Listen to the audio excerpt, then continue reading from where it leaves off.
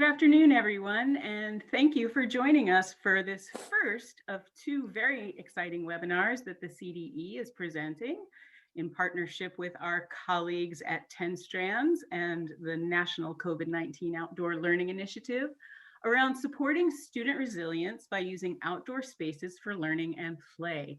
On behalf of Superintendent Thurman and the rest of us at the CDE, thank you so much for joining us this afternoon. I am really looking forward to learning from our panelists this afternoon around how we might be using outdoor spaces more thoughtfully as we continue to move through our COVID pandemic response.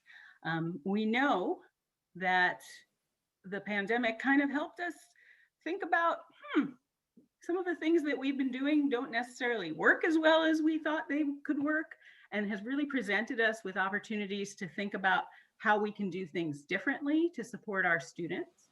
And one of the innovative practices, and I think some folks have been doing it all along, but we've certainly seen an increase in the use of outdoor spaces for teaching and learning, is moving school outside. There are all kinds of wonderful things about that.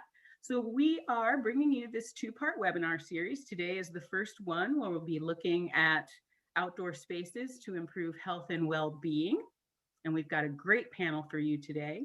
And then on April 28th, we'll have the second in the series around using outdoor spaces for teaching and learning. So again, I am Barb Murchison, Director of the Educator Excellence and Equity Division here at the California Department of Education. One of the things that we do is support environmental literacy and environmental education. And it gives me great pleasure to introduce a colleague and friend, Karen Kao, who is CEO of 10 Strands, a wonderful organization that similarly helps schools, districts, teachers, everyone think about how we can all be more environmentally literate for the benefit of our students and our planet, quite frankly.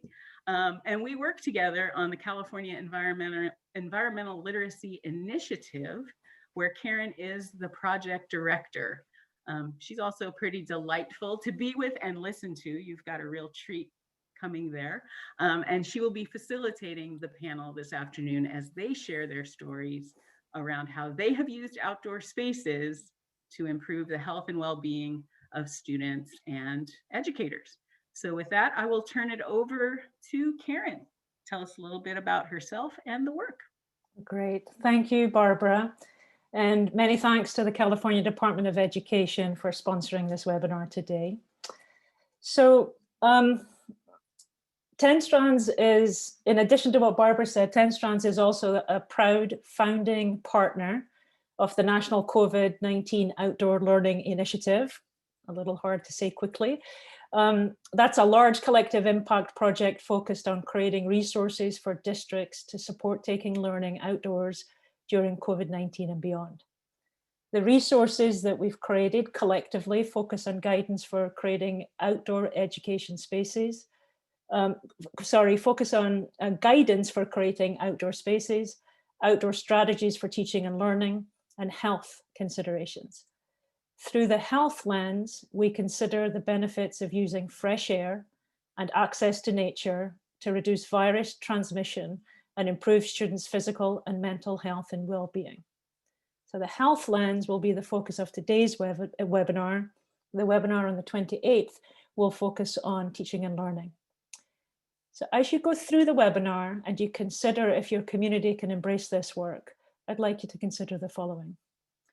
Just yesterday, the LAUSD School Board, the largest district in the country, the second largest school district in the country after New York, voted unanimously to approve a resolution to expand access to outdoor learning opportunities for school districts, for their district. The resolution calls for more funding and resources to expand existing outdoor education programs, as well as explore new and innovative opportunities, especially in the wake of COVID-19. Board member Malvan, who brought forward the resolution, stated, "The benefits of outdoor education have always existed, but after a year of screen time and stay-at-home orders, there's no better moment for us to invest in bringing the classroom outside for our kids.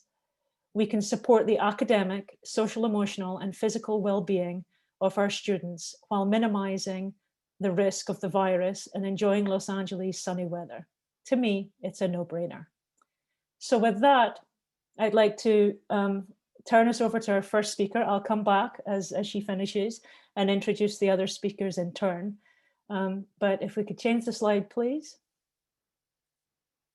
Thank you. So our first speaker today is my colleague and friend, Sharon Danks, the Chief Executive Officer and founder of Green Schoolyards America, a published author, a much published author, and also a founding member of the National COVID-19 Outdoor Learning Initiative.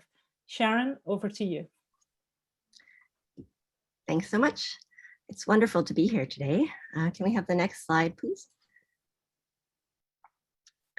So as Karen mentioned, we're here to talk about the work of the National COVID-19 Outdoor Learning Initiative and the possibilities for using outdoor spaces to improve equity, learning, health, and happiness during the pandemic and beyond. Next, please. When the pandemic hit, everything changed. We, as you all experienced with us, the first 3 months of online learning was extremely challenging for students across the country, and we saw that there was a dramatic increase in inequality happening. There was learning loss. There was a lot of trauma and isolation caused by the pandemic, which produced a mental health crisis. There was reduced physical fitness that happened when everyone was at home. Parents couldn't go back to work, so we saw economic effects, and the formal and non-formal education sectors were facing a large-scale budget cuts and job losses. Next. And so in this very complex situation, we also had conflicting health guidance coming from different parts of the country and the federal government. We realized too that with the guidance coming out about students being 6 feet apart, that the buildings all over the country were not built to accommodate students 6 feet apart, and that the ventilation systems in our school buildings were not built to filter pandemic viruses. Also, the smaller cohort sizes that were required would need more teacher supervision, and this all created a complex situation for teachers union and parents. Next, please. And at the same time, we came across the fact that there has been historic precedent for keeping schools open during a pandemic. And 100 years ago, schools around the world reduced the spread of tuberculosis and the flu by just taking their desks and chairs and moving them outside. And so we thought this was very relevant to the current time, because outdoor learning is really a time-tested approach to keeping schools open. Next, please.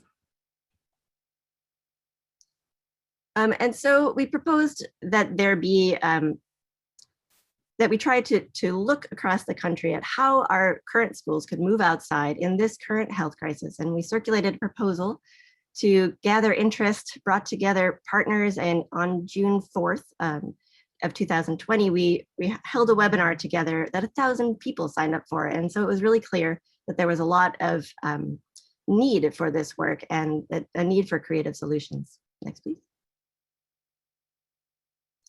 And so Green Schoolyards America, the Lawrence Hall of Science, San Mateo County Office of Education, and 10 Strands founded the National COVID-19 Outdoor Learning Initiative to help schools and districts across the country return to in-person learning and address the problems caused by the pandemic. Next, please. The overall mission is to support schools and districts around the country in their efforts to reopen safely and equitably while using outdoor spaces as strategic, cost-effective tools to increase school capacity with physical distancing measures in place and provide access to abundant fresh air. The overall goal is to improve outcomes for learning, mental and physical health, and happiness. Next. We have been reframing this idea as the new plan A. What if all schools went outside as their first choice and only went online and inside as plan B? So we have been trying to put together materials to help schools and districts move their classes and programs outside onto their grounds, or if they don't have space, into local parks, and consider the fresh air outside as an added layer of protection that will, once they open, help schools to stay open by reducing transmission risk. We're promoting the use of low-cost materials and also the investment in permanent items where schools think that they could use them in the future, and also trying to plan ahead for local weather and climate. Next, please. And this initiative places equity at the center. We are trying to return students to campus where they can connect with resources most effectively. Not everyone has Wi-Fi, for example. We'd like to prioritize the most vulnerable students with the highest needs first, and include school communities in the planning processes for this work on their grounds. And because we know that weather shifts often, we need to consider outdoor clothing a part of the infrastructure that schools are preparing when they go outside. It's not just about seating and shelter, it's also about wearing the right clothes so that everyone is equally warm and dry as the seasons change. Next, please. The benefits of being outside during COVID is that there is a lot more fresh air, which greatly reduces transmission. This helps schools that have already opened to stay open. There's more places for the classes to spread out and for students also to stand up and move around, because all those 6-foot seating charts assume students will stay put, and we know that they need to move. Outdoor classrooms can also be placed where there are resources for classes to study, and being outside improves access to nature, which has therapeutic mental health benefits of reducing stress and restoring the ability to pay attention. Next. This is a solution that's flexible and it can be used at all different scales, whether it's just one individual teacher that's taking their class outside to read under a tree, or an entire district that wants to move all of its classes and programs outdoors. And this would apply also not only to the classes, but also to physical education and recess, lunch and other meals. Lunch in particular, when you're taking your mask off, is a good time to be outside. Library, art, music, garden, before and after school programs. Next. So to work on this, we decided that it would be helpful to have a how-to manual. And so we set out the goal of creating a how-to manual to help schools and districts move their classes and programs outside. This is a fairly modest goal. We invited professionals from around the country to collaborate with us, and 250 people came forward to help us work in all different groups with all different areas of expertise. And each group worked on materials in their own area of professional expertise. Next.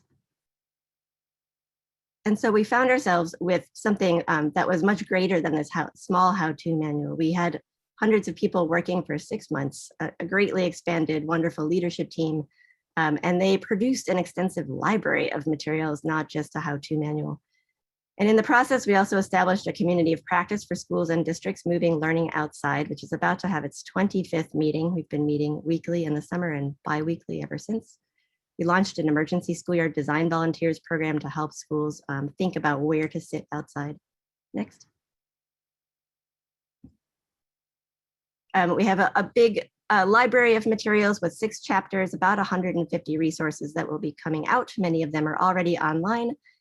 These are practical resources to help schools. Next.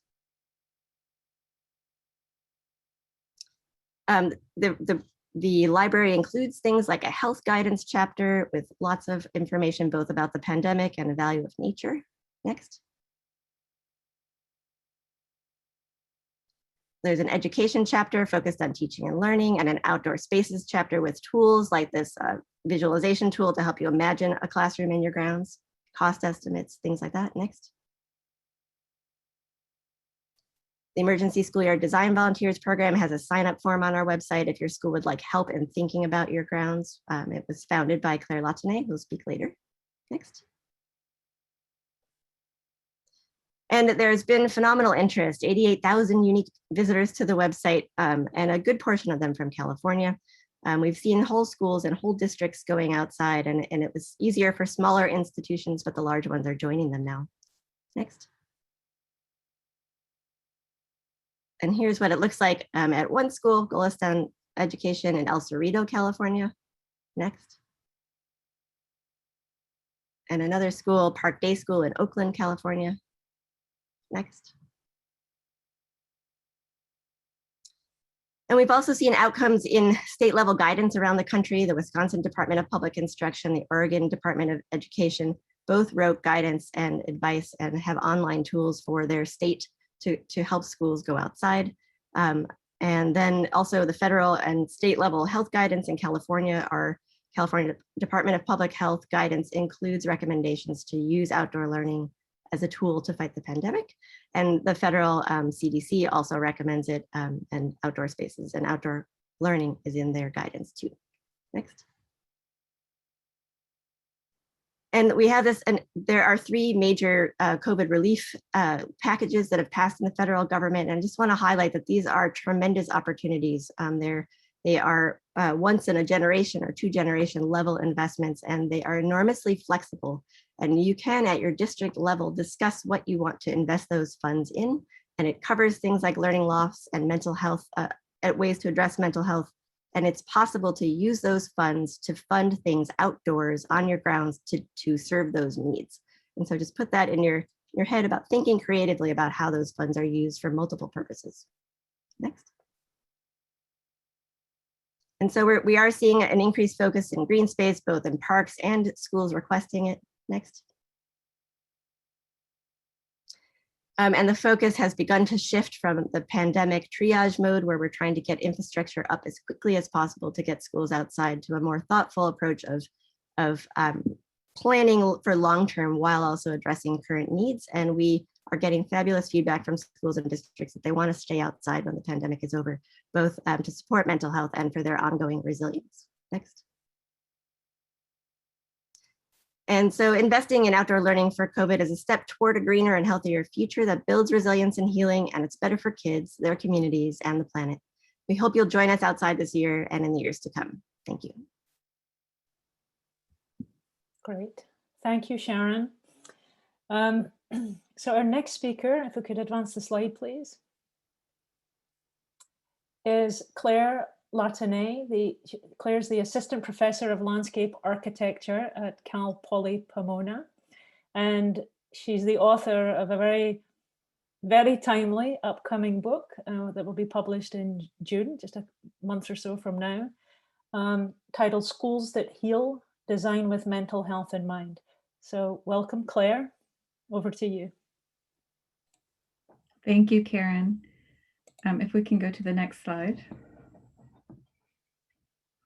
50 years of research shows that viewing and being in nature helps reduce stress and helps us heal. Next slide. These researchers have found, sorry, go back one.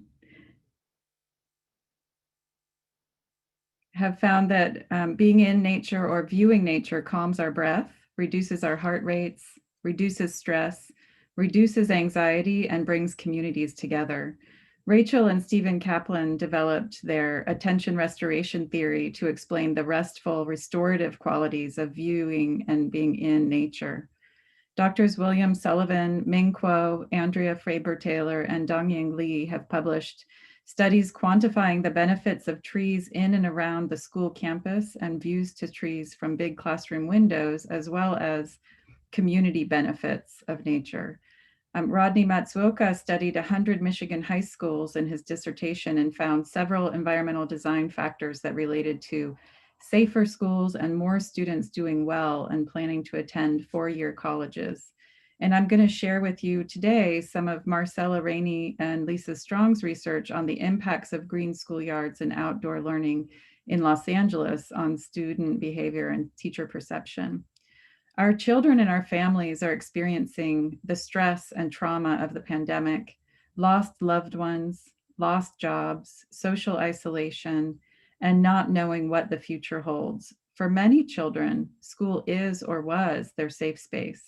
Next. Before 2020, a groundbreaking survey of 17,000 people found that 2/3 of the general public suffered from at least one adverse childhood experience, and around 20% experienced 3 or more. Adverse childhood experiences result in trauma that can impact us throughout our lifetimes. The symptoms are often invisible or misleading. Students might act out trauma and fear with anger or hyperactivity, or by completely checking out. Education experts suggest treating all students with care, knowing that the likelihood is that they struggle from adversity. Next. A 2016 Los Angeles Unified School District study found that of students screened, 50% suffered from moderate to severe PTSD, and 98% had experienced at least one traumatic event. These rates are are far higher than the general population and are likely similar in many school districts. Next. In fact, a majority of today's public school students deal with layered crises of poverty and trauma, fear of school shootings or neighborhood violence, and a genuine concern for the future of their planet. Now add to these a global pandemic and social uprisings against systemic racism. Next. What if we could develop school environments that boost the immune system, improve academic outcomes, help heal trauma, reduce stress and anxiety, increase a sense of safety, and improve environmental health and climate resilience? We can design schools that heal for our students, our teachers, and our communities. Next. Eagle Rock Elementary School in the Los Angeles Unified School District is like many schools, a beautiful 1920s era building with a broad front lawn and mature trees face the community. Next. While the play yard is predominantly asphalt. This is what the yard looked like before a California State Proposition 84 stormwater grant funded a living schoolyard. Next. This is the schoolyard after improvements were made. The design broke up the large expanse of asphalt with simple tree rows to give a sense of different campus spaces. Small hills planted with native trees and plants surround the learning garden, which doubles as a play space.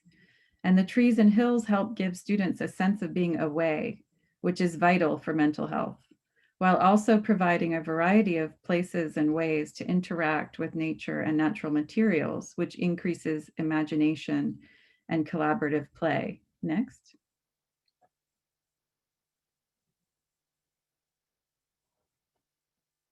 This video shows the students before the improvements were made. Occidental College kinesiology researcher, Dr. Marcy Rainey, and her students observed the students on the playground to determine where the best used and least used areas were.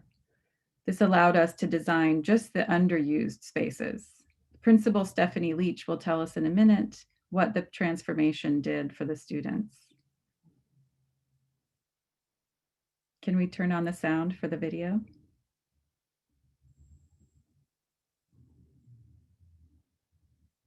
She's basically telling us that the students now, where it used to be just asphalt, they now have places where they can jump and climb and run and cartwheel and somersault, things that are really they're not able to do on asphalt. Next.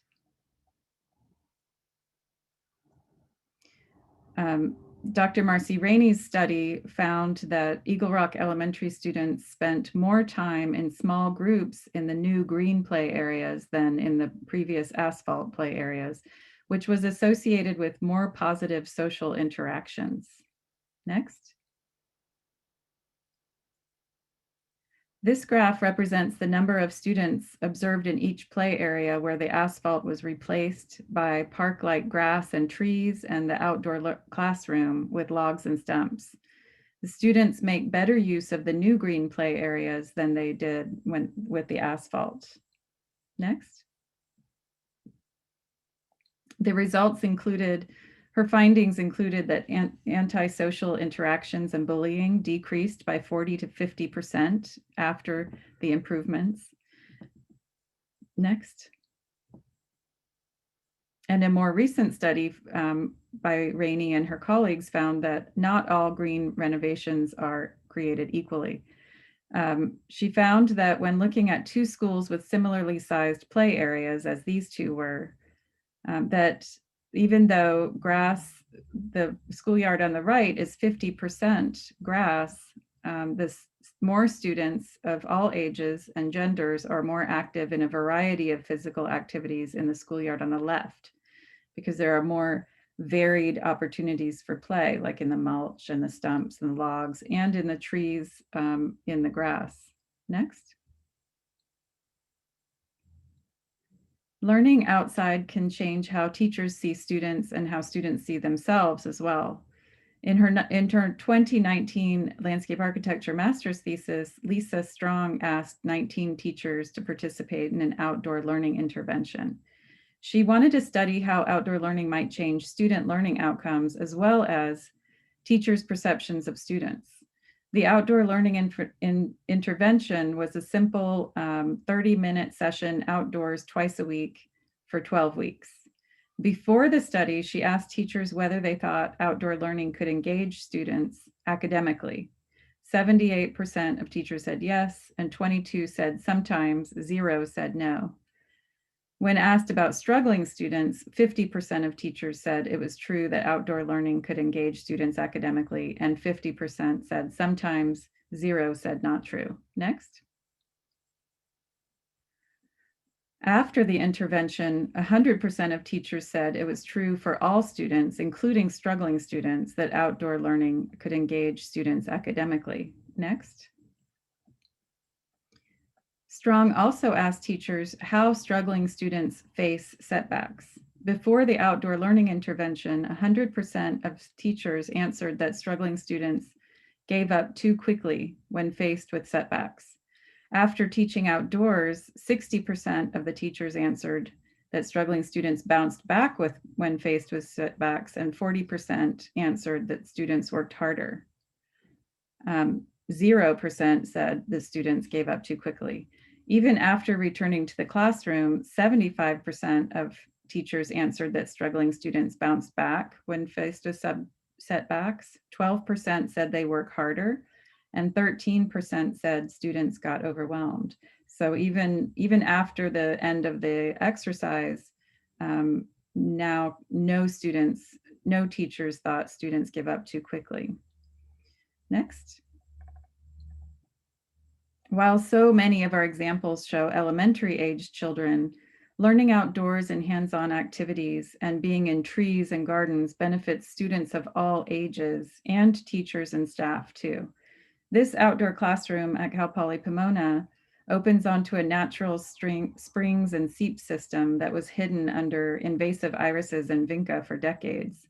When we designed it and opened it 3 years ago, it quickly became a favorite study and resting spot for students and the administrators who work in the building in the background.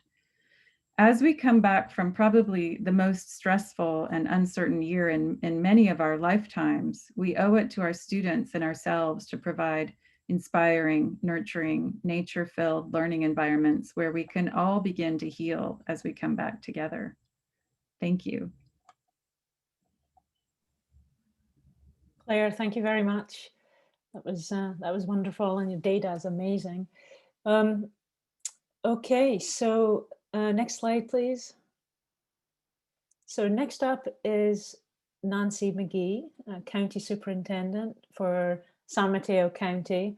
10 Strands has been working with San Mateo County for a long time, in excess of 5 years. I think we're moving into our 7th year now. So we're a long-time partner. And so when we were thinking about partnership for the National COVID-19 Outdoor Learning Initiative, they were a natural county for all of us to go to. Nancy's going to talk about the work they're doing there and let you know a little bit about a new hub that they've formed. They've been forming for a few years now, tied to sustainable and climate resilient schools. Welcome, Nancy, and over to you. Thanks. Thanks so much, Karen. It's really a pleasure to be here and representing the San Mateo County Office of Education. I'm going to just give a little bit of background about myself and where I come from. And I want to share that with all of you that are listening that I'm really quite a beginner in this space, not in education, but in the outdoor classroom space. So I'm very excited about what we're doing. I started in education as a high school English teacher, and I spent 20 years in my classroom with students, teaching, learning. We did take walks outside. We did go exploring out and about in the world and bring the outdoors into our classroom a bit, but it never occurred to me the power of that. I then moved into the library and worked with across the campuses, building up this incredible collection of science nonfiction that was coming out in the early 90s. And that's when I really started to make this connection around the globe, the warming of the climate, the lack of resources we were experiencing as a planet, and started to become more interested in that. I came to San Mateo in 2010, so I've been here for about 11 years. It's a place of amazing natural beauty, and we've run a residential kind of traditional outdoor education program for more than 50 years out in the La Honda Pescadero Wilderness. And most of our kids who've gone through our schools have experienced that amazing week out at Outdoor Ed. My previous superintendent, former county superintendent Ann Campbell in 2017, had the vision and the leadership to establish actual stream of work at the County Office of Education, and developed our environmental literacy and sustainability initiative. The idea, I think, at that time was, we're always stretched for resources. How can we build out a whole new body of work? But I think the idea was, clearly this is a need in our community. It's a need for our kids. Science education is something that gets sort of short shrift in our classrooms. And if you build it, they will come. So Ann Campbell built it, invested in hiring a coordinator. We really hit the jackpot with Andrea Ugoyan. She's led this work for nearly 3.5 years now. You'll hear from her in the second webinar next week about teaching and learning. But Andrea, in this environmental literacy and sustainability work, has developed networks for teachers, trainings and development for administrators and school leaders. And in the last 2 years, she's established our youth climate ambassadors. So we have involved more than 100 students across the county who see themselves as leaders in the environmental and climate resilient space, which is really great to be building resources around young leaders. So all of that great work sort of coalescing, and then COVID-19 hits. The County Office of Education in San Mateo really stepped in with our school districts to provide very sort of loud and strong leadership. I think Karen mentioned it at the beginning, or maybe it was Sharon who talked about all these different guidance documents coming from the different agencies under COVID, and how confusing and traumatic and chaotic the experience was for everyone, but the information itself was chaotic. And that's when Green Schoolyard stepped forward and worked with Andrea. And we actually, when you're thinking in your own district, in your own school or your own county, how can we do something like this? It's not rocket science. We had a training, we talked about it, showed some great pictures, said, isn't this cool? We can come out and help you. And so with that, several trainings with Green Schoolyards around outdoor classrooms, we had schools and districts all across San Mateo County really, really interested. One example that I can share is I had weekly meetings with superintendents, and the focus at that time, I think we're back in September, October of the pandemic, was really how are we going to get our kids back on campus with all of these layers that we have to get through. And I started raising the issue with the superintendents about the outdoor classrooms, that we had resources to provide their districts to help them be thought partners. And before you know it, I had the superintendents like mapping out their play yards, their school grounds, measuring their racquetball courts, trying to figure out how many tables and chairs they could fit outside, calling party rental places for awnings. They kind of jumped on the idea. So that was fun. So in the meantime, just yesterday I was out at the County Office of Education. We run a community school that serves students who have been unsuccessful in their home districts and are coming to us for a trauma-informed instructional approach. And during this year of COVID, we have been serving them in person. But yesterday was my first day out on the campus in a long time, and it was simply amazing. The garden was so beautiful and so well cared for. And then in front of every classroom, every class had been building a container garden out in front of their door. And so 6, 7, 8, 9, 10 containers of different kinds of plants at every single classroom door. And I learned that the students have been spending significant amount of time out in those gardens. So it was just a really hopeful sight, and brings home the idea that how excited our students are to be working with their hands, to be outdoors, to be doing something that feels non-traditional, and really sort of opens their minds up to what's possible for their own futures. One of the things in Silicon Valley that we're really excited about doing is opening up students' minds to the idea of the green economy and green jobs. So we've really exploded with the idea of our outdoor classrooms. Andrea has worked with 3, 4, 5 different elementary districts, one being Cabrillo Unified, which is out on the coast side in Half Moon Bay. They were considering outdoor classrooms for all levels of their program. They're a unified district, so they have elementary and secondary students. So to support the teachers to feel comfortable with these changes, our team went out and created indoor and outdoor classroom prototypes, just like in a design thinking process. So you didn't have to actually plant a tree. You only had to get some toothpicks and build a prototype. But just that, and then going out and walking through the spaces, which helped the teachers move from something conceptual that felt really maybe too innovative for a pandemic, the middle of a pandemic, but they did come to see that it was doable and that the short-term investment is leading to more of a long-term vision for what they're developing in their districts.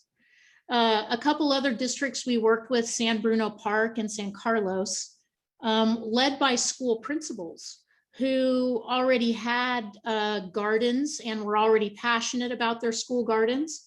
So they really took advantage of the space to even like envision what an outdoor classroom could be.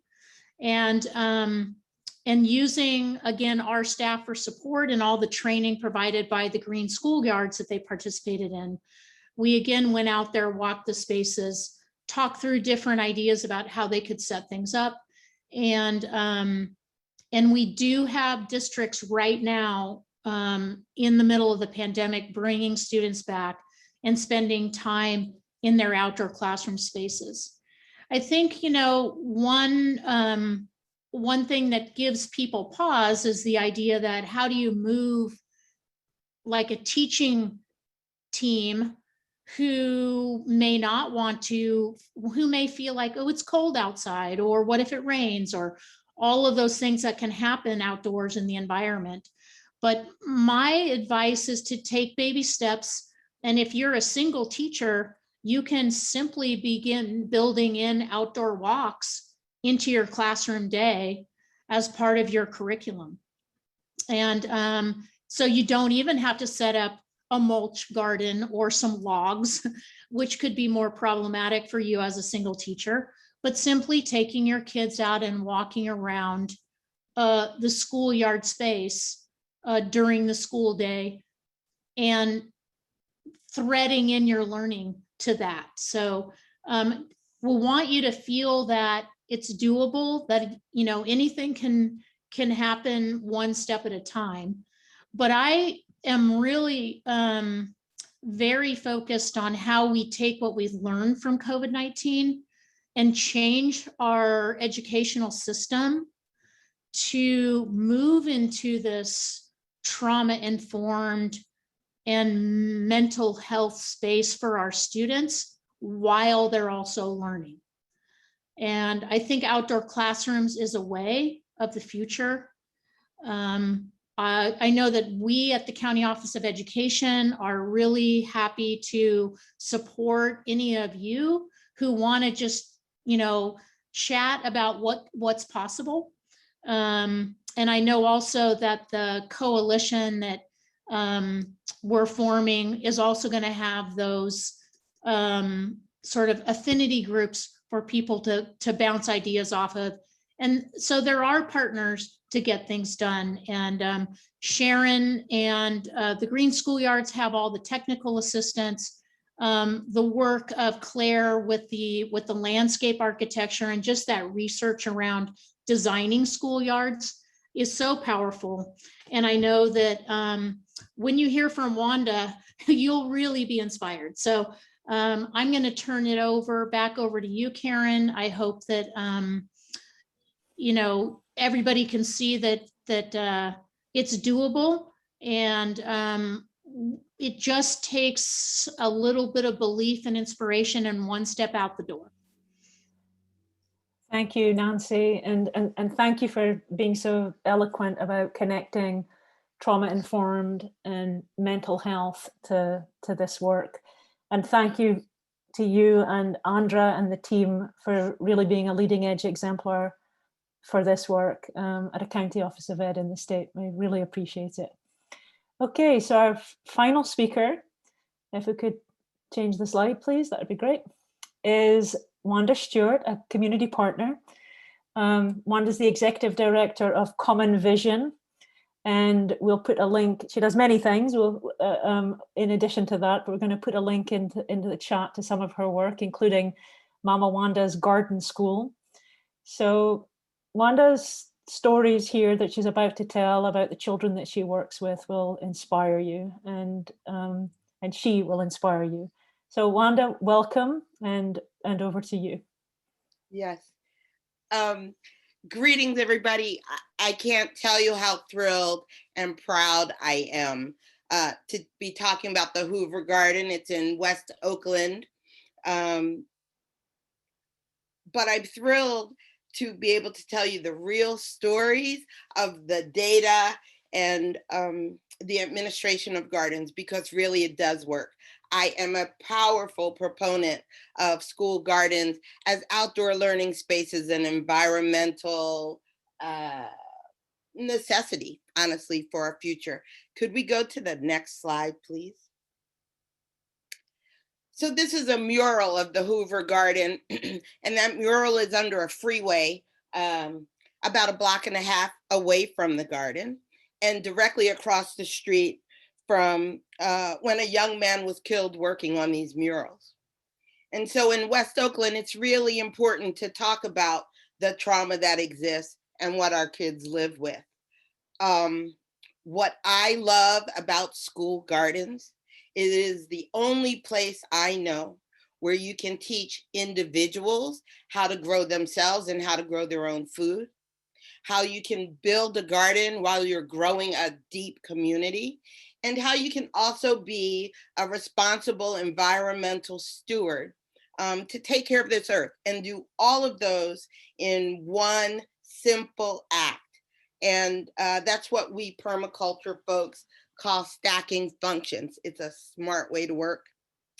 And I will tell you generally, I started growing this garden in 2015, and its impact on the culture of the school has been remarkable. I certainly have many, many, many stories to tell about watching kids grow in their compassion, watching them grow in their ability to persevere at a task. When I presented them with 39 cubic yards of mulch on our schoolyard to be spread before the school year was over, they were able to do that. They learned a lot about extended effort over time. They learned a lot about how they could learn as individuals and manage their focus and improve their teamwork with one another in the classroom. Could we go to the next slide though? But this right here today is the story of Friday, March 13th, 2020. And this is the day that Oakland Unified School District closed its schools. We had almost no notice of that. And I'll remind you that at least all of the adults were terrified. There was something called a pandemic coming. We didn't know what to expect. We didn't know what to do. We didn't know what was going to happen. So on that day, I did what I only know to do, which is go straight to the garden for the answers for what you need. And at the time, the Hoover Garden is very large. It's a legit food forest. And we got the kids picking all of our collard greens, of which we have quite an abundance. Next slide. And we picked all of the collard greens, sent them home with the kids to feed their families. Not just collard greens, but mullein, mint, plantain, and oregano, which were all growing in our garden. And the kids knew that it was actually medicine. And those are actually the 4 herbs that anybody would want to have on hand if you had respiratory distress. So we picked all the greens and we picked all the medicines. Next slide, please. And off they went in great victory home to feed their families. And I will tell you, after they left, I sat down in our little pergola by myself and cried. And a lot of it was about the fear of what, not fear, that's not a word I use, but the unknowingness of what was coming. But I was also amazingly proud and empowered because we sent our kids home with what they needed for their survival. And not only did we give them what we grew, they took home what they grew and what they know what to do with. And they knew how to replicate all of those actions of growing those collard greens in their own spaces. And honestly, I felt like, oh, I can retire now. I've given these kids the ability to survive that. I also learned about the impact of mature gardens in one life, both this garden and my own. And so after the kids were gone and the school was locked, myself and a group of people continued to steward the garden, and we're determined to do that for as long as Oakland and the school district allowed us to do that. When you look on the list of essential workers who could be out in the quarantine, because we were out during the quarantine, agricultural workers is the first one on that list. And with that, we got about taking care of this garden. Could I have the next slide? So first we were picking food and medicine. And putting it, making tinctures and vodka and making fire ciders and all the things that I knew would keep first my personal self alive, and then secondly, the community around me. There were quite a lot of people who joined me, and sometimes they were children, and we were always able to socially distance and take care of our own mental health. The people that came to work with us came so they could be out of their homes, came so that we could be out in the sunshine. We were thrilled. This particular picture here was taken on the day that we called the Orange Sky Day. Actually, it was the day after. And again, I cried when I got there because all of us were terrified and paralyzed with planet Earth looking like planet Mars. And yet when I got to the garden, it was absolutely flourishing. And it was dusty and ashy, but the plants only continued on. So did the people that joined us in that community. I will tell you that the neighbors came out, parents came out, children came out. The district was silently supportive in us doing that. And as a result, in all of this pandemic, not only has the garden itself flourished, but the garden's position in the community has just transformed all of those relationships. Could I have the next picture, please? One of the significant things to happen were that this set of teachers started coming and using the garden for their online learning backgrounds. Some of them use them to teach science, and because you got a camera on your phone, you can do that. Some just used it as a place to position their lessons.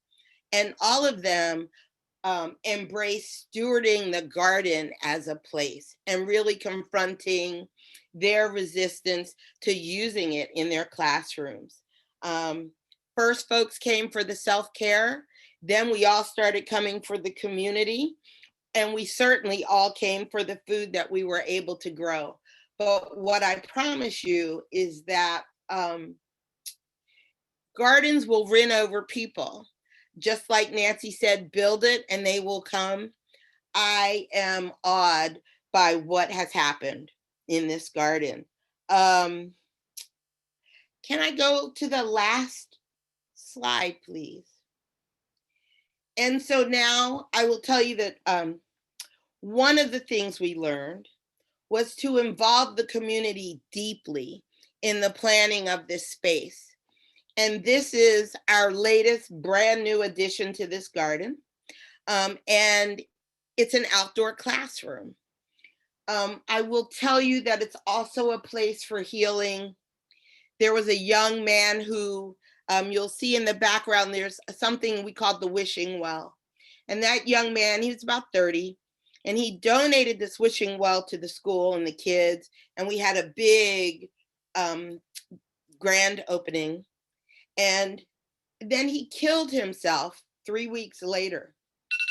And his parents requested, I'm sorry, I'm stopping. His parents requested that they wanted to put a bench out there. They saw the bench. They were like, this needs to be an outdoor classroom. This is during the pandemic when now everyone wants to learn outside.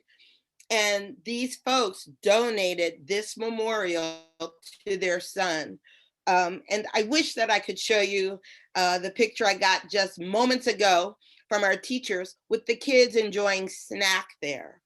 I promise you that these outdoor spaces transform individuals, transforms community, and transforms Mother Earth.